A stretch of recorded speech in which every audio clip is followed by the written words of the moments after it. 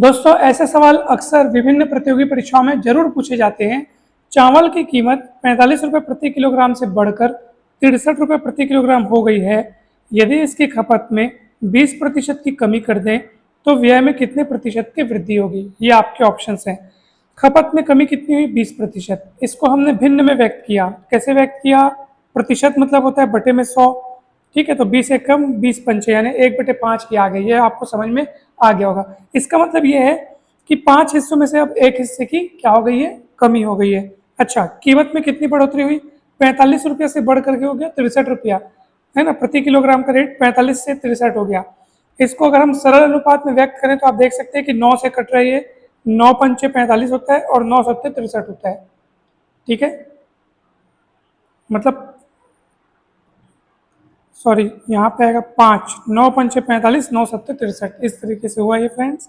ठीक है, अब देखिए तो ये कीमत का अनुपात मिल गया अपने को कि कीमत पहले इतनी अब इतनी हो गई। ठीक, 9 से कटा ये तो अपने सरल, अब सरल रेशियो में बदल गया ना, तो ये अपने को थोड़ा सरल पड़ेगा दोस्तों। अच्छा, अब ये देखिए खपत की बात करते हैं।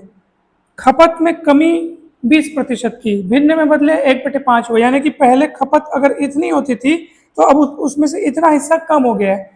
यानी खपत पहले अगर 5 होती थी तो अब उसमें से 1 कम हो गया। इसको माइनस के रूप में देखो तो 1 कम होने पर अब खपत कितनी होगी? 4 होगी। तो जब भी आपको इस टाइप का सवाल दे जिसमें आपको इतने प्रतिशत कमी या वृद्धि टाइप का बोले ना, तो भिन्न में चेंज कर लो। नीचे वाले को आप मानना शुरुआती, यानी टोटल पहले कितना होता था, और ऊपर में जो लिखा होगा ना समझ जाना उतना हिस्सा कम हो गया है। तो 5 में से 1 हिस्सा कम हो गया तो 4। तो कीमत भी अपने को उसका भी सरल अनुपात मिल गया और खपत भी अपने को मिल गई। दोनों का गुणा कर दो। गुणा का एक को कर रहे हैं भाई। देखो कीमत को अपन बोल रहे हैं यहाँ पे प्राइस, खपत को कंजप्शन यानी जो अपन खपत कर रहे हैं वो, तो P इंटू सी करोगे तो बनता है एक्सपेंडिचर यानी खर्चा। ठीक है, कीमत और खपत को गुणा करने पर खर्चा बनता है, तो इन दोनों को गुणा करोगे तो खर्चा मिलेगा। 5 पंचे 25, 7 चौक 28। तो ये पुराना खर्चा, ये नया खर्चा। तो ओवरऑल खर्चा बढ़ा कि घटा आप देख लो, तो 25 प्लस 3 करने से 28 मिलता है, यानी बढ़ा हुआ दिख रहा है। कितना बढ़ा दिख रहा है? 3 रुपया बढ़ा दिख रहा है। प्रतिशत में जानने के लिए आप 3 को लिखो। किसमें बढ़ा है? ये 25 में बढ़ा है। तो जिसमें बढ़ा है ना, देखो इसमें बढ़ा तभी इतना हुआ, तो जिसमें बढ़ा रहता है ना उसको नीचे लिखते हैं, जितना बढ़ा रहता है उसको ऊपर लिखते हैं। गुणा 100 करोगे तो आपको परसेंट में वैल्यू आएगा। 25 से कम 25 चौक 100 और ये 4 थी 12%, यानी 12% आपका ये जो खर्चा है उसमें वृद्धि होगा दोस्तों। तो ऑप्शन बी आपका करेक्ट होगा। बोल रहा ना व्यय में कितने प्रतिशत की वृद्धि होगी, तो व्यय एक्सपेंडिचर यानी खर्चा यानी व्यय, तो व्यय निकालने के लिए आपको कीमत और खपत को गुणा करना पड़ता है। ये सूत्र आप सदा याद रखिए। जब भी ये तीनों से संबंधित सवाल आएगा तो यही सूत्र लगाना, खर्चा बराबर कीमत गुणित खपत। फिर जो जैसा आंकड़ा दिया रहेगा वो उसके जगह पे रख देना और अननोन की वैल्यू निकाल लेना दोस्तों। मुझे उम्मीद है ये सवाल आपको अच्छे से समझ में आ गया होगा।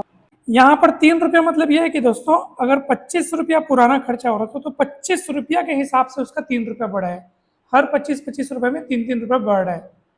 ठीक है, 25 रुपये में 3 रुपया बढ़ रहा है, तो 100 रुपये में कितना बढ़ेगा बताइए? 12 रुपया। सीधी सी बात है, वही अपना आंसर हो गया 12%। प्रतिशत यानी 25 रुपये में अगर 3 रुपया खर्चा बढ़ के 28 हो रहा है तो वही 100 रुपये के हिसाब से कितना खर्चा पड़ेगा?